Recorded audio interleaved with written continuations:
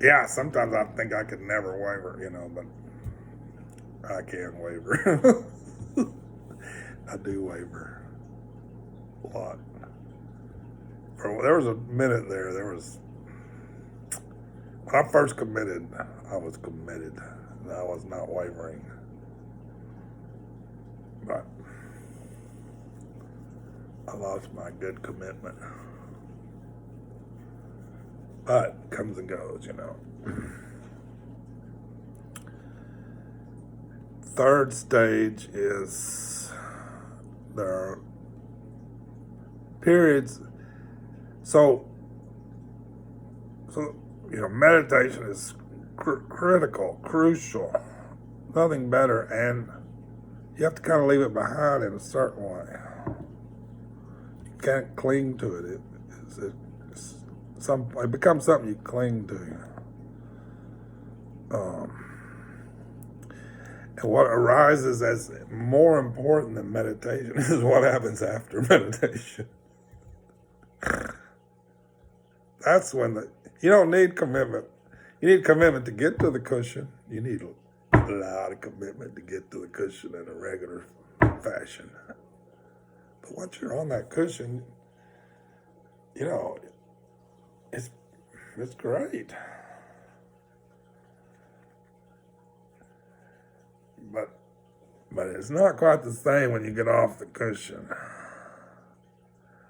You don't have all that bliss floating around to do the job for you. You got to do it yourself. Your commitment is that all you got, in a way.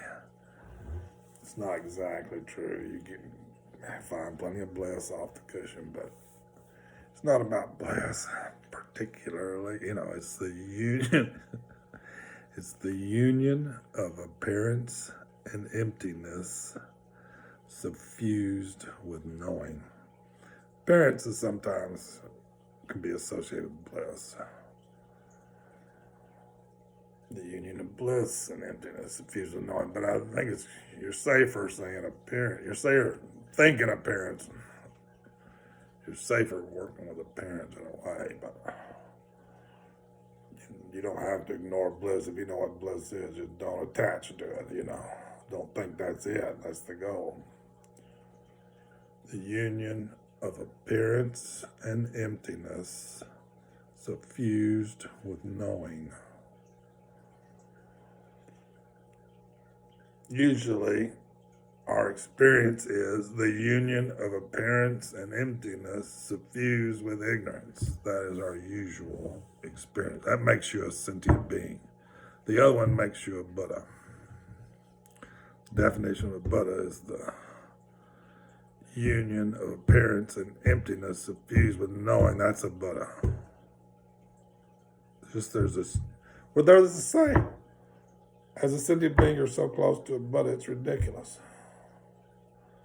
You can't believe it. It's so simple you can't believe it. It's only this sort of ignoring quality of the whole thing that separates you from your true nature. And you just have this knowing. Not that it's all that easy, but it's not hard either.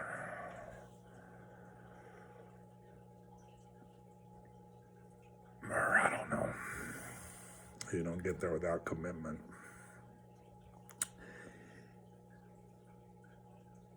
But you get there every time you practice. Every time you practice, it's right in front of you. Every time you sit on your cushion, for a short moment, it's right in front of you, right there.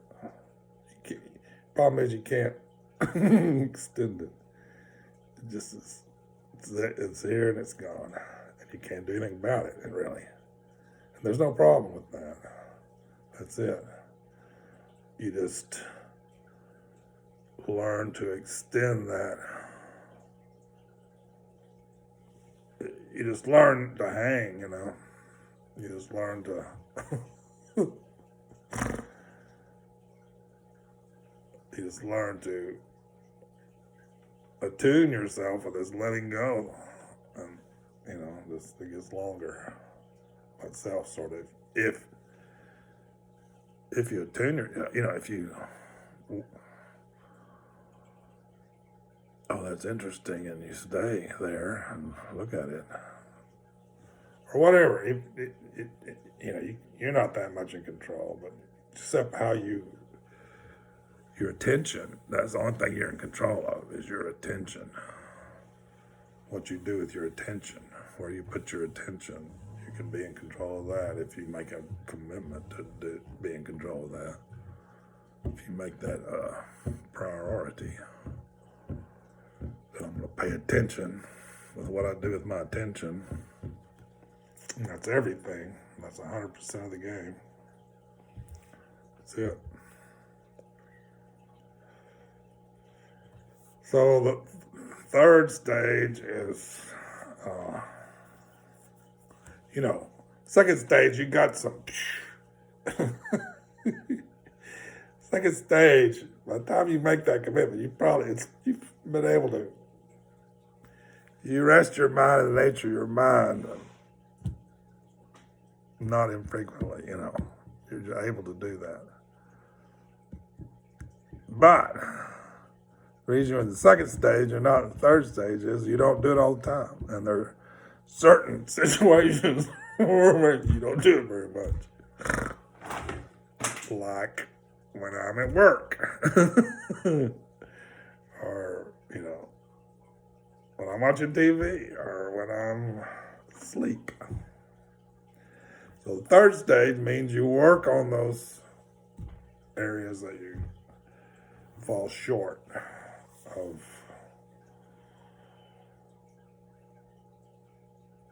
this rest in your mind, the nature of mind all the time. You can have a thought, and that's like creativity. But if you have two thoughts, that's chasing your thoughts. That's something else. Not that there's, not that you want to pick a big fight on two thoughts. You don't want to pick a big fight on two thoughts. You just want to be present enough to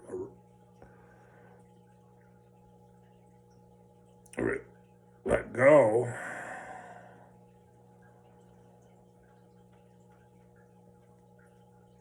on that first one, if you can. If you can do it, that's really good. Then you go from bliss to bliss. Otherwise you go from suffering to suffering. If you learn how to do that, then you go from bliss to bliss. Because that's bliss. There's no blockage there, there's no egotist trying to frame it, control it, protect it, put it in a cave or a cocoon.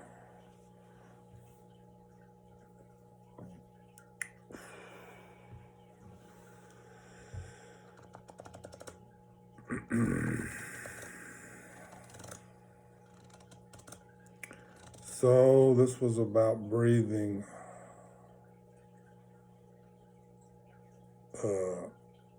Maybe I'll just move into my next topic. I got a little timer on the tape. Here's my next topic, which was stupid. Stupid. It's kind of not starting at the beginning, but I've introduced you a little bit at the beginning. I don't know why. This next topic I wanted to do, which is stupid for me to talk about this. I don't know. It took me 40 years to figure out any of this shit, but whatever. Just a little introduction to this topic. Then we'll go back to maybe what's a little more solid ground. I don't know how I should have got my tools lined up. For warriors, how you use your hands is very important. The way we teach in meditation, we teach the The main meditation mudra that we use is called resting the mind. And really, I did that. It's not that. It's more like that. That is a little gauche compared to that. That is nice. That's beautiful. That's really resting. You really got it going. That is, you already lost it a little bit. Not really so beautiful. So we just rest our hands gently, we say. Gently. I give these teachings, I don't know if anybody gets anything out of them or not, but here's what I say. I say, problem is our hands are a little tense. We're tense everywhere, you name it. Tense. Tense. Tense. Tense. Tense. Tense. Tense. If you want to open up all that, open up this, opens up everything. You want to open up your heart, this part, the reason I should have started and worked with you for hours getting you to hear, but anyway, you can make some progress using this little skillful means if you work with it. I have. It's been very helpful. So the instruction is resting the hands gently. This is not exactly Alexander, but this is Buddhist meditation, I guess. Could be Alexander, same thing. Most people are sort of gripping, they tend to grab their knees, We try to say, don't grab your knees. Let this arm hang straight. Don't grab your knees. If you grab your knees, just come back. What people need to understand is, I had to do, 40 or 50,000, and you will too. I grabbed my knees, and I remember, oh yeah, I'm not supposed to grab my knees. I just let my upper arm hang straight and rest my hands gently. But my hands weren't really that gentle, honestly. I didn't know it. But one way you might help yourself a little bit with this is pick up your hands the weight of, I used to say a nickel, but a nickel wasn't enough. Now I say 3/4. 3/4 weight. So I haven't picked them up very much, but I picked them up a little, and it makes all the difference. You don't be grabbing your knees if you picked your hands up the weight of 3/4. You'll never think of grabbing your knees because you're in a whole new zone of working with your posture and how you're using yourself. So that's one pertinent point we can make about the hands. I'll make a second, I think, pertinent point.